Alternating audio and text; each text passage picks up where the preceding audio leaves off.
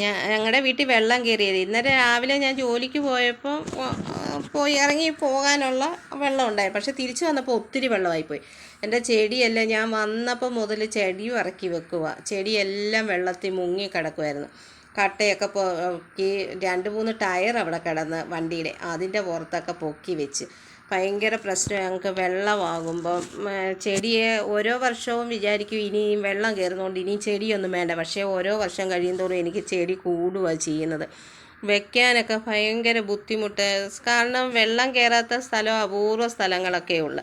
അപ്പോൾ അങ്ങനെയുള്ള സ്ഥലത്തൊക്കെ അടീനിയൊക്കെ ആണെങ്കിൽ ഓരോരുത്തർ തന്നതും പിന്നെ കാശ് കൊടുത്ത് മേടിച്ചത് അങ്ങനെയൊക്കെ കുറേ ചെടികളുണ്ട്. അതൊക്കെ ഇങ്ങനെ സൈഡിലായിട്ട് വെച്ച് പിന്നെ എല്ലാം നമ്മളാണെങ്കിൽ ഇങ്ങനെ ഓരോരുത്തർ നമുക്ക് സ്നേഹത്തോടെ തരുന്ന ചെടികൾ ഓരോരുത്തരോട് വായിട്ട് ചോദിച്ച് മേടിക്കുന്നതും ഒക്കെ എനിക്ക് ചെടി ഭയങ്കര ഇഷ്ടമായതുകൊണ്ട് ചെടിയൊക്കെ ഇങ്ങനെ എവിടെ നിന്ന് കിട്ടിയാലും ചെടി ഞാൻ എവിടെ പോയാലും ഒരു ചെടിയും കൊണ്ടാണ് വരുന്നത്.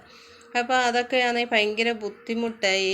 മഴയാകുമ്പോൾ വയ്ക്കാൻ എന്ത് ചെയ്യാൻ. ഇത് കടയിലെ ചേച്ചിയുടെ വീട്ടിൽ പോയപ്പോൾ അവർ തന്ന ചെടിയായിരുന്നു. നന്നായിട്ടെല്ലാം കിളിച്ച് എല്ലാം വെള്ളത്തിലാണ്. 2-3 കട്ടയൊക്കെ പൊക്കി വെച്ചാണ് ഞാൻ വെച്ചേക്കുന്നത്. കാരണം വേറെ അല്ലാതെ കൊണ്ട് വയ്ക്കാനെങ്ങും സ്ഥലമില്ല. ഒരു ശകല സ്ഥലം വെള്ളം കയറാത്തതുകൊണ്ടെങ്കിൽ അവിടെ എല്ലാം ഞാൻ ചെടി വെച്ചിരിക്കുക. ഇതിപ്പോൾ എൻ്റെ മാത്രമൊന്നും അല്ല എങ്കിലും കുറേ ആൾക്കാർ ഇതൊക്കെ അനുഭവിക്കുന്നുണ്ട്. പക്ഷേ വെള്ളം കയറുമ്പോൾ നമുക്ക് ഭയങ്കര ബുദ്ധിമുട്ടാണ്. കാരണം ഞങ്ങളുടെ വഴിയാണ് ഇത്.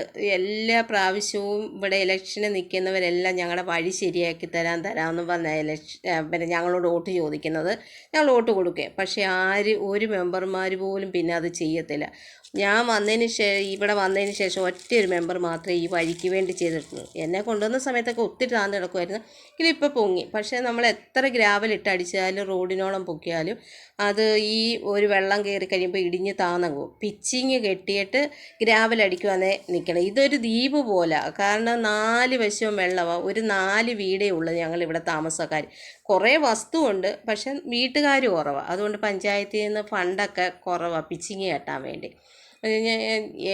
എൻ്റെ കിണറിൻ്റെ മണ്ടയ്ക്ക് ഞങ്ങൾക്ക് വെള്ളം കയറാത്ത സ്ഥലത്ത് എല്ലാം ചെടി വെച്ചിരിക്കുക.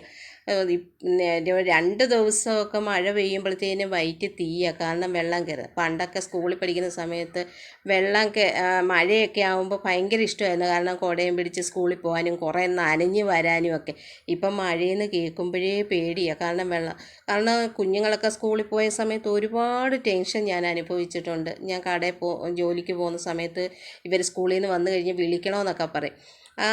ആ സമയം കഴിയുമ്പോഴത്തേന് എൻ്റെ വയറ്റ് തീയായിരുന്നു. ഇതൊരു കോഴിക്കൂടാണ് പഴയ. എനിക്ക് നേരത്തെ ഒത്തിരി കോഴിയൊക്കെ ഉണ്ടായിരുന്നു. ആ കൂട് ഞാൻ എടുത്തിട്ട് അതിൻ്റെ മണ്ടയ്ക്ക് വരെ വെച്ച് നോക്കി. ഈ പ്രാവശ്യം അടീനിയൊക്കെ അതിൻ്റെ മണ്ടയ്ക്ക് വെച്ച് നല്ല വെയിലൊക്കെ കിട്ടുന്ന സ്ഥലമായിരുന്നു. നന്നായിട്ടെല്ലാം വന്നതാണ്. പക്ഷേ എന്തോ ചെയ്യാനാ, ഭയങ്കര എല്ലാവരും 2-3 ദിവസം മഴയാകുമ്പോഴത്തേന് എൻ്റെ വീട്ടിൽ നിന്നും ഒക്കെ എല്ലാവരും വിളിച്ച് ചോദിക്കുക എങ്ങനെയുണ്ട് വെള്ളമാണെങ്കിൽ ഇഞ്ഞു പോരെ. പക്ഷേ ഇപ്പം ഞങ്ങൾ 2-3 വർഷമായിട്ട് എങ്ങും പോകുന്നില്ല. എല്ലാ പ്രാവശ്യവും ഇങ്ങനെ കുറേ ദിവസത്തേക്ക് അവിടെ ഇവിടെയൊക്കെ പോയി നിൽക്കും. പക്ഷേ എനിക്ക് ഭയങ്കര വിഷമമെന്ന് വെച്ചാൽ ജോലിക്ക് പോകാൻ പറ്റാത്ത ഒരു വിഷമം. എനിക്ക് വീട്ടിൽ ഇങ്ങനെ ചുമ്മാ ഇരിക്കുന്ന ഇഷ്ടമേ അല്ല. എനിക്ക് ജോലിക്ക് പോകണം.